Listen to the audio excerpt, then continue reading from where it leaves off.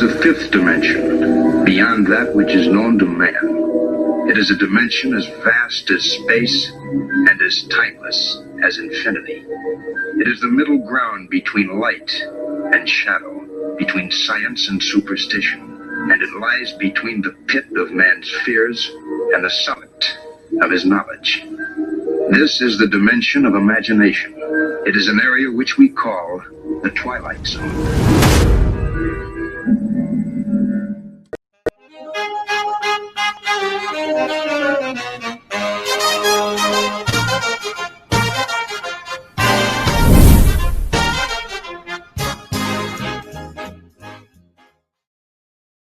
Cayce, known as the Sleeping Prophet, was an American clairvoyant who lived from 1877 to 1945.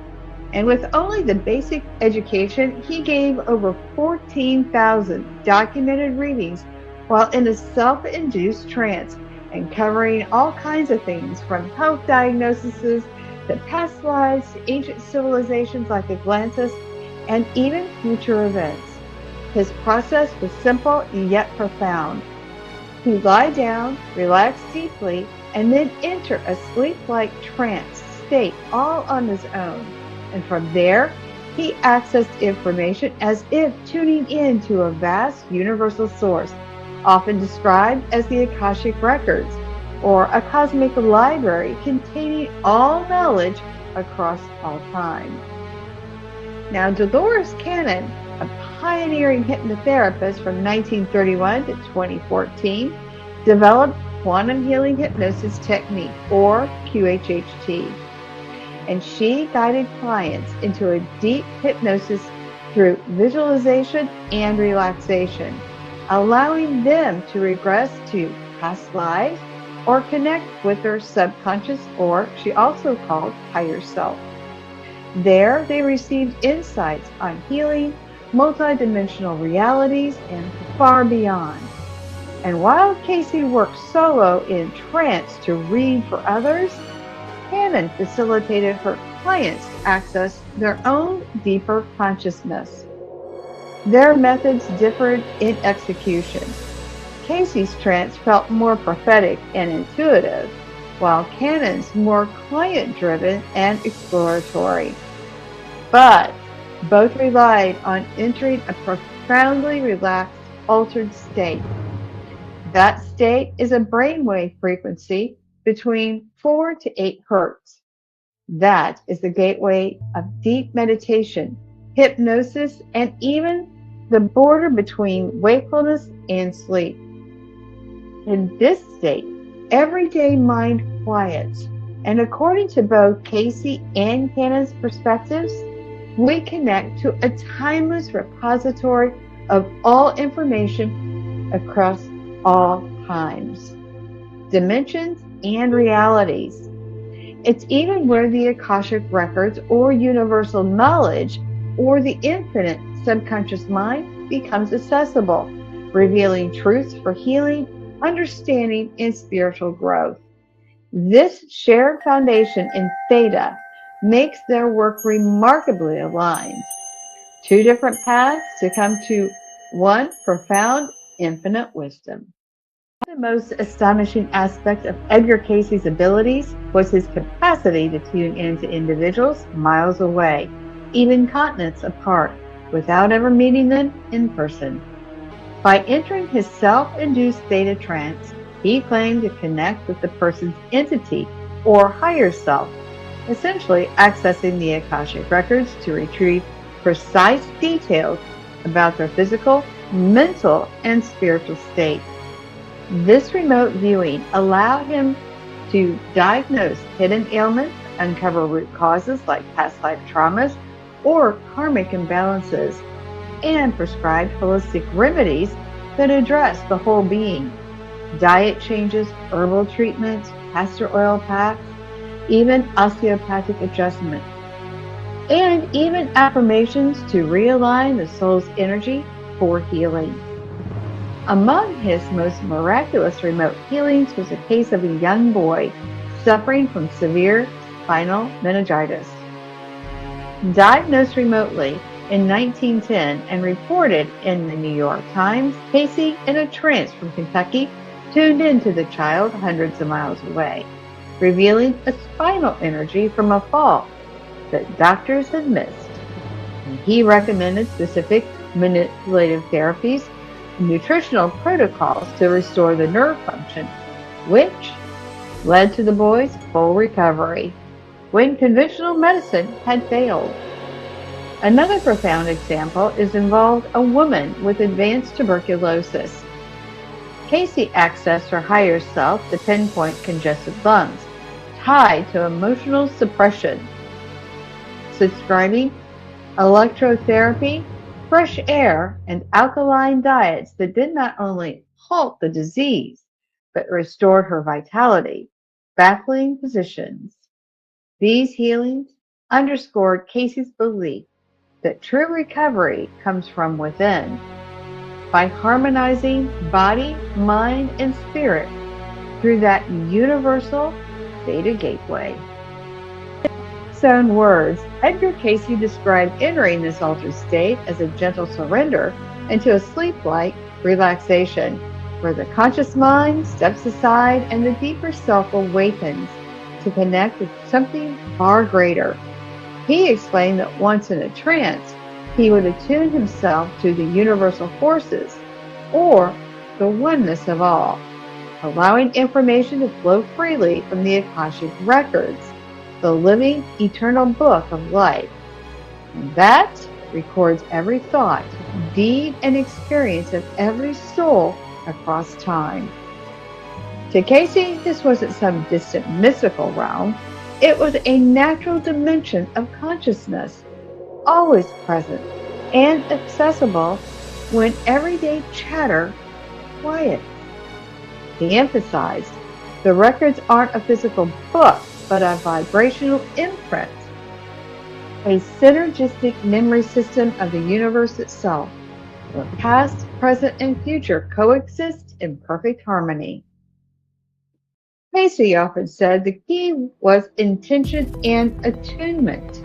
By focusing on the person's name, location, and need without judgment or interference, he could tune in to their soul's entry in the records and pulling forth whatever would serve their highest good at that moment.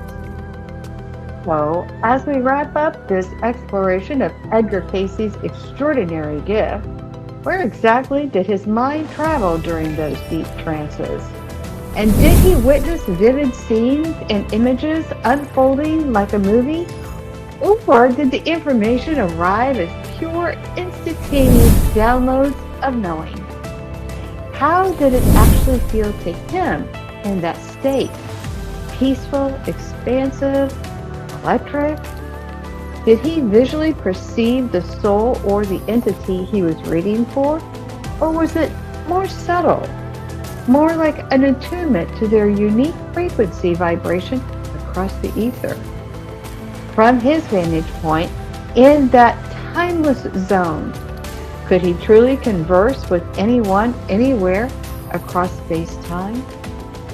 And if you suddenly had that same access, who would you want to talk to first? And finally, that question that lingers for so many: did Edgar Cayce return to his physical experience, reincarnating once more into the body we know as David Wilcock? Oh my word, you know what all this means? It's time to remote view. Before we go any further, let's elevate your journey, personal and cosmic. Meet your must-have companion, the Energy Healing Map at mdhmap.com. Perfect for beginners and pros. It's your guide to clearing trapped emotional energies like ancestral or past life baggage, aligning your vibration with your goals. Imagine releasing old vibes to unlock new skills like remote viewing. With a clear energy field, you'll tap into the unseen. mdhmap.com helps you heal, grow, and explore your universe. Grab your energy healing map today, clear the past energies, and align your vibe. and see what's out there. Visit mdhmap.com now. I am so impressed with this website, how well you've done it. You know, I worked in analytics, IT systems before, and I'm thinking, wow, this is a lot of work. And the navigation and to know and just the whole mapping, you must be a very analytical person because this is so well done. So, I love it. Thank you. All right, superhumans, we are ready for part 2 of our video. Hi, everybody. All right, so we're going to approach this video slightly different in that we always say, you know, follow along, listen to the story, and feel your body. Does it feel light or tight? Tight means no, and light means it resonates with you. But on this video, we want to approach it a little bit more uniquely to show you a little bit more in depth where we go to access the higher self, or as we like to say, the theta zone. And what information flows through that. It's always important to realize that you need to get your trapped emotional energies and expectations and anything that might be negative that you're holding on to out of the way. You have to be in a place of neutrality. And then you just allow your mind to go into a lower alpha state or a higher theta state. And that way you can ask questions. And it's always the first answers that come in under 7 to 8 seconds. That's coming from your subconscious or higher self. And that's what we are looking for. That's the accessing it from where Edgar Cayce would go. Because Edgar Cayce, just like Dolores Cannon, takes people into the theta state. That's the place he was. And that's where all information across all time and all dimensions are. And there's several ways of doing it. You can go through guided meditation. That's what Christina and I do with QHHT. Or you can get yourself into a meditative state. And Christina has developed her ability to get into a lower alpha state, higher theta state pretty quickly. So, Christina, do you want to kind of give our audience a little bit of an overview, what you sort of go through to prep yourself for that? I do what I do for centering for myself. And once I feel centered, I just start doing kind of a box breath to kind of get myself, you know, even my nervous system calmed down even more. And I just kind of keep breathing. And then I can feel myself kind of shift. I don't know how else to kind of describe it other than that. You know, it's so interesting when you say that, because that's essentially when we're taking people through guided meditations on QHHT. There is a point where we take people from visualization to talking to the higher self. And one of the things that people that in our feedback that Dolores Cannon's people and even our own clients, they'll tell us that they feel a shift, right? They feel like they go into something takes over the higher self. And even though they may feel like they want to say one thing, the other thing comes through. And when we're in this state, is that kind of how you feel like that is taking place exactly the same way?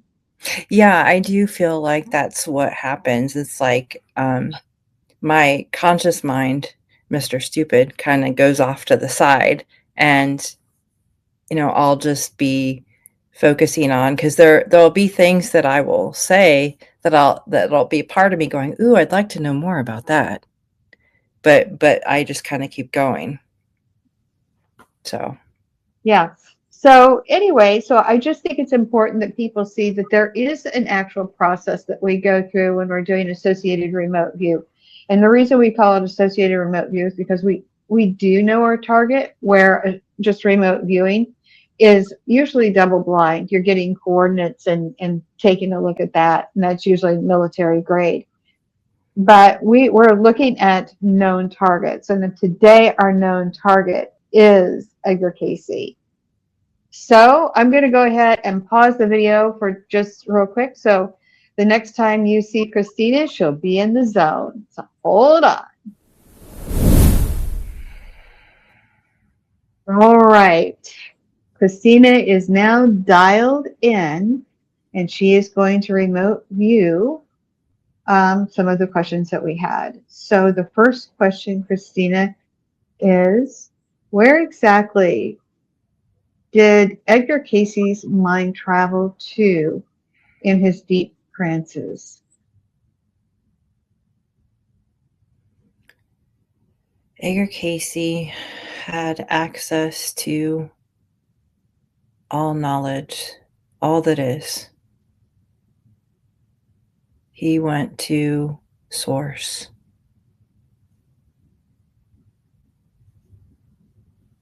So if he went to source, how did he witness this? How did he experience it?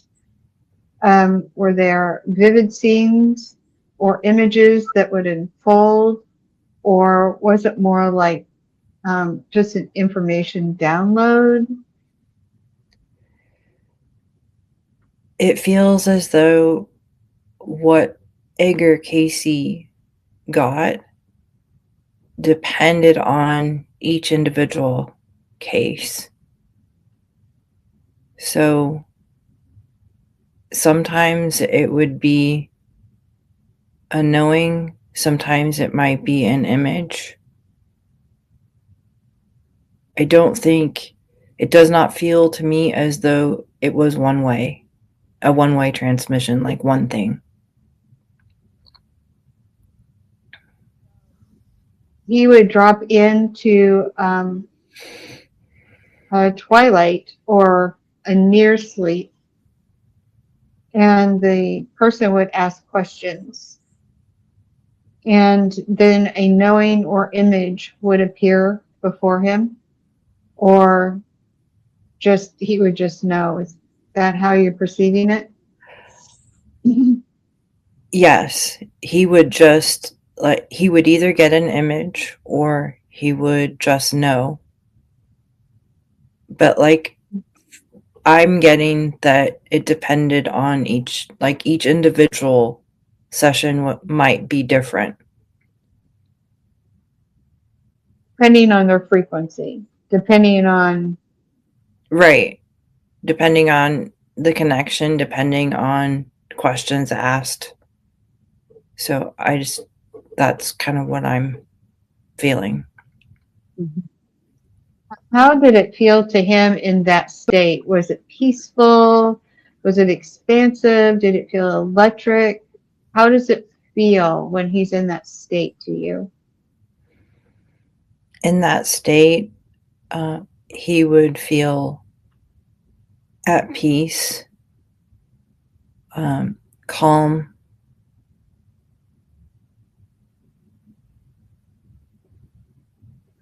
Feel expansive or electrifying? Or was it, again, case by case? And, yeah, go ahead. I'm sorry. It feels more expansive than electric, but I do get the sense that it would, again, depend on the case, but more expansive than anything. Some cases it could be electric depending on what the entity was trying to experience or achieve. Yes. Was there, like, when he was tuning in, was it more like a subtle attunement, going to unique frequencies or vibration?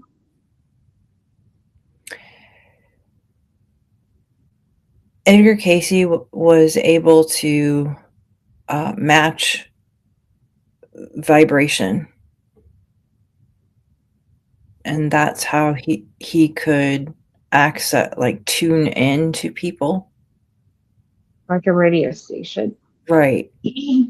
And so he would access that vibration, and in accessing that vibration, he could then access information from the higher self. his vantage point in that timeless, in that timeless zone?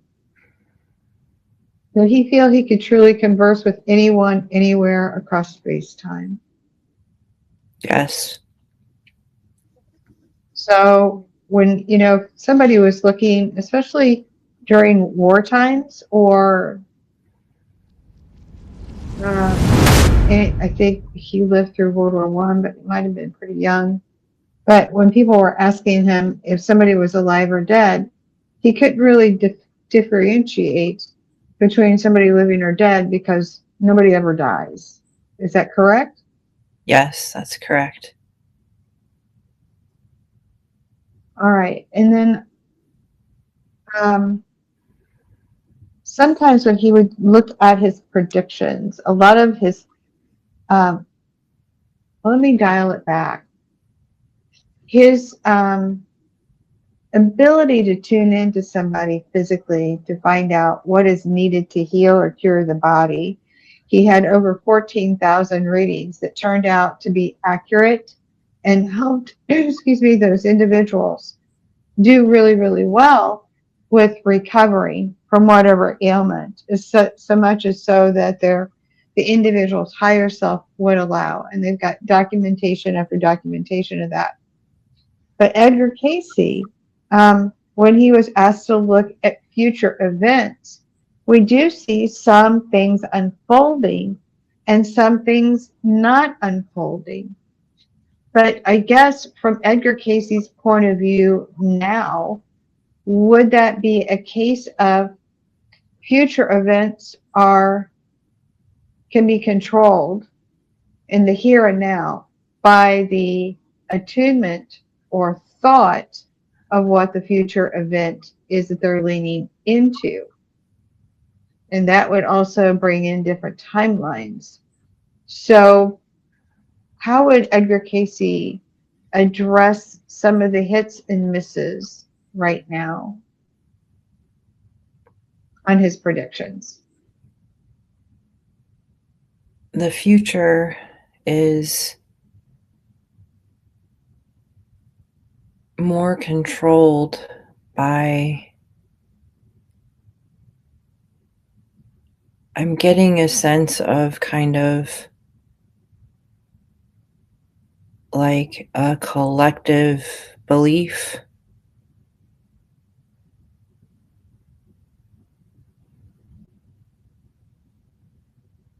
This is hard.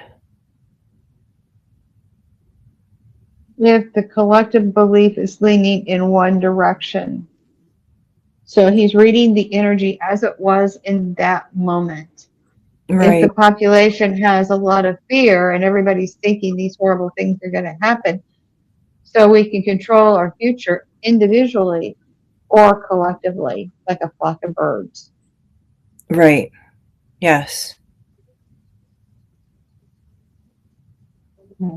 And so while some future predictions have come true, then as we're being told what our future predictions are, is it from his perspective, if you can see it, you can change it.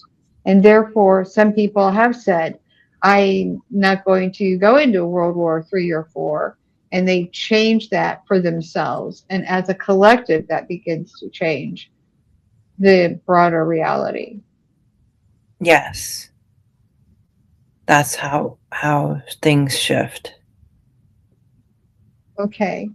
So Edgar Cayce passed away in 1944, or his physical body exited. Did he come back to have another physical experience already? Yes. And is he having that physical life experience as someone we know through Gaia.com or Mystery Teachings as David Wilcock? Yes. Is that in his blueprint energy field, or is this an imprint? Blueprint. Okay, thank you. And the reason he came in as David Wilcock, does he have a reason? Did he feel as though his mission wasn't completed and his body failed before he wanted to complete what he wanted. What was the reason to come back so quickly? He had more to do. Unfinished business. And was that to educate everybody on how this works? Did Edgar Cayce believe that everybody has this ability Yes. to tap in? Okay. Yes. Is there something else that is coming into you from Edgar Cayce's higher self that would be a message for people watching this video? Intention is everything. Focus, intention, attunement. Mhm. All right. All right. So, Christina, you demonstrated how you do your associated remote view of Edgar Cayce. Mhm. From your end, it was a question I was asking. Can you kind of let us know what your experience was? It's kind of difficult to describe. Things just sort of like flow into my mind. So it's not, I don't have control, if that makes sense. So it's just, stuff just kind of flows in, and I try to say as much as I can. If I have trouble articulating, I haven't quite yet had that problem, but it's sometimes a little difficult.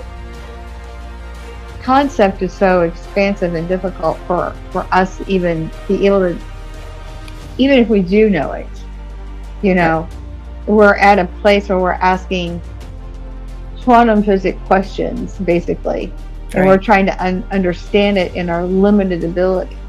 So it is kind of hard to convey. But as I was asking the questions, was the answers flowing in pretty easily for you, but it was just harder to convey the answer? The answers were coming in pretty easily. It was challenging on the one question we were talking about future timelines. Like, that was harder. There was something that was harder about that. I don't know how else to say that. Right. So that would take, that we would actually have to go deeper for that. We would have to take you into the deeper theta to have that kind of brought forward. So, and we can do that through QHHT. Isn't that nice? Mm-hmm. Yep. So, all right. Any last thoughts when you tuned into Edgar Cayce? I think it's super important when you're trying to do things like this, that your intention is always for the best and highest good, for whoever or whatever you are working on. Because if it's not, it's not going to work very well at all. It's not, because you're putting yourself into it to gain what is it you want out of it.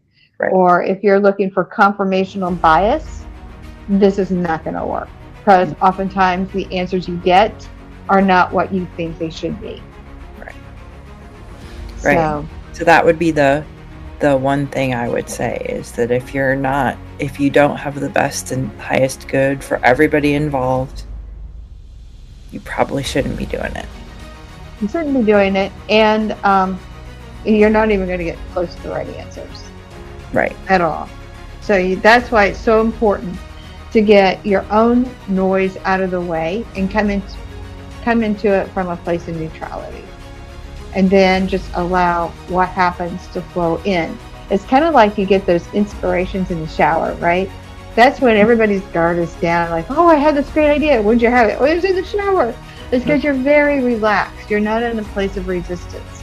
And I think that's going to be the key to all of this. So, all right. Christina, this is a lot of fun. What are we going to associate remote do next? Hey, so there's this article out there that says NASA receives a 10-second signal sent 13 billion years ago. What?